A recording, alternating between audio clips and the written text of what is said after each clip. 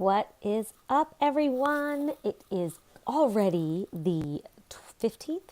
Wow, the 15th of January, 2019. I am super excited to start my YouTube channel and share some inspiration, some knowledge, things I've learned in my life over the years that I've become an expertise in. I'm able to coach people and discuss ways to make your life better every day, right? So we are all looking for ways to better our lives, hopefully, or at least looking to make each day better, right? Nobody wants to live in misery. But sometimes we can't get out of our own way, right? This is often the case when we're in a state of being stuck, feeling stuck. We're kind of in our own way, as they say. And I can tell you that for sure. I have been there. I've been in the deepest, darkest of times where I've not been able to see the light, right? 20 years ago, which seems like yesterday, yet at the same time, it seems like 100 years ago. I was in the darkest of times. My little girl, I was laying there as my 3.5-year-old daughter took her last breath. And when I remember feeling her soul move through me, and my entire world, as I knew it, was completely shattered. Actually, the day that she was diagnosed with a rare leukemia 5 months earlier was the day that my world was completely shattered. And everything I ever thought I knew was blown away. And then when she died that night, April 18th, 1999, I was only 30 years old. I can't explain what it felt like to be that mother. At that time, I was a failure. I was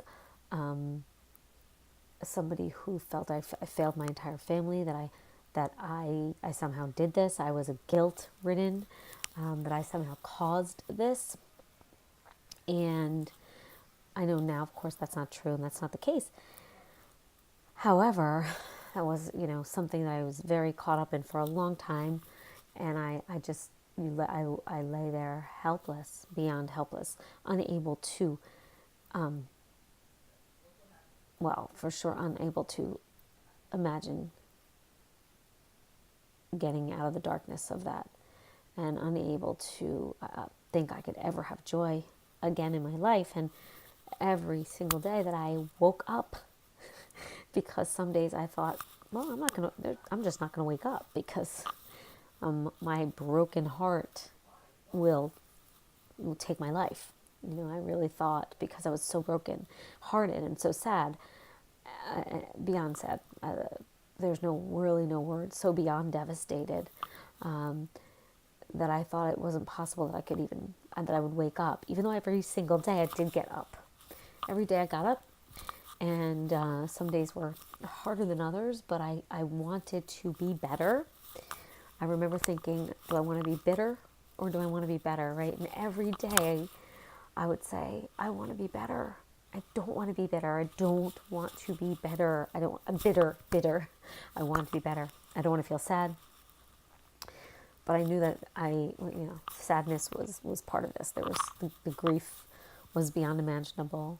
And, every day that passed, every week that passed, every month that passed, I was kind of amazed that I was able to function.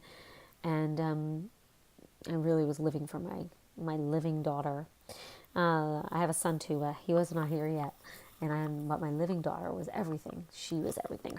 The vision I had of her in my head, in my third eye, really, was keeping me alive.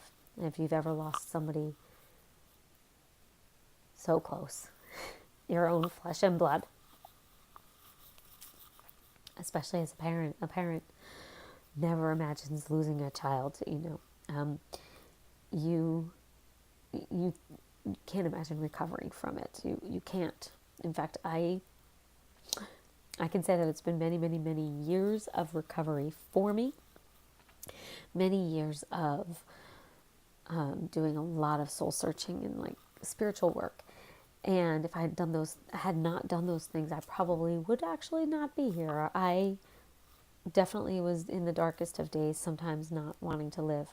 I wanted to be in heaven with her. And again, my living daughter, who I loved so deeply, was here needing a mom. And I would imagine her saying, I need you, mom, I need you, mom. So I kept going, right? Because we have to sometimes. We've got to figure out how to keep going. Sometimes we go through the motions and we have no idea how we got through it. We don't know how we got through a funeral. We don't know how we got through a wake, right? I even had an open casket, which people were judging me for because they thought it was too horrific. Yet for me, I wanted to see my daughter. I wanted to see every last minute of her body. Even though it was treacherous on my heart, I wanted to see her. So, those things, you just have to make decisions to the best of your ability in those times. And then every day that you find something that inspires you, wake up and walk forward and get up and walk forward and move forward and find ways to be better and not to be bitter. Inch by inch, breath by breath, step by step, you can make it through the treacherous times of grief, which everybody experiences at some point in their life, some more than others. Most people do not lose a child, so that's pretty impactful. And the reason I'm talking about all of this is because I really wanted to share with you ways to get through those times of deep, deep grief.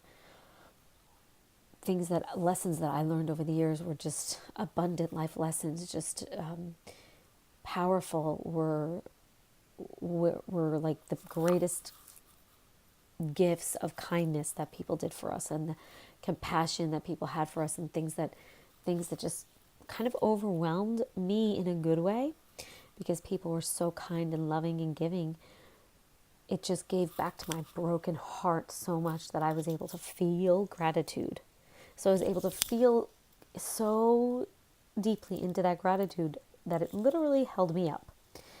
So if I could say anything right now, one thing that I ask of everyone that's watching is to take every inch of gratitude for something in your life that you can, and it will help get you to the next place in your life. It will help get you through grief. It'll help get you through darkness. Just find something to be grateful for, right? I was able to, for many years, just find gratitude in the kindness of others and the love that we had and that was given to us, and the support. And that alone for many years just held me together. I did not need medication. I did not want medication. I didn't want to self-medicate with alcohol or drugs or anything like that. It just wasn't my way. I just kept filling my cup and my broken heart with the love of others and the support that was given me. So I was finding gratitude in that all the time. And when I think back, that was probably the only thing I was able to find. I was able to find gratitude in that, and for my living daughter. And those two things held me up every single day. And when you can find gratitude in anything, the smallest things, it can carry you through. Without a doubt, it can carry you through. So just think about it when you're in that place.